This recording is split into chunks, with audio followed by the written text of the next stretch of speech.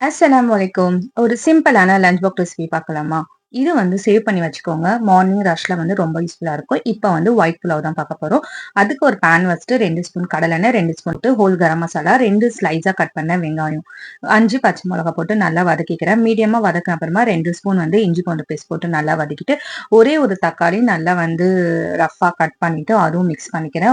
தக்காளி கொஞ்சமா சாஃப்ட் ஆன அப்புறமா ஒரு கைப்பிடி வந்து புதினா போட்டு நல்லா மிக்ஸ் பண்ணதும் இப்ப வந்து நான் சீரக சம்பா வந்து 1/2 மணி நேரம் முன்னாடியே ஊற வச்சுட்டேன். 1 கப் அரிசிக்கு 2 கப் தண்ணி. நான் வந்து 2 கப் தண்ணி ஊத்திட்டேன். தண்ணி நல்லா கொதிச்ச அப்புறமா வந்து இப்ப வந்து அரிசி ஆட் பண்ண போறேன். நான் 1/2 மணி நேரம் வந்து ஆல்ரெடி வந்து அரிசி ஊற வச்சுட்டேன். நீங்க எந்த அரிசி வேணாலும் யூஸ் பண்ணிக்கலாம்.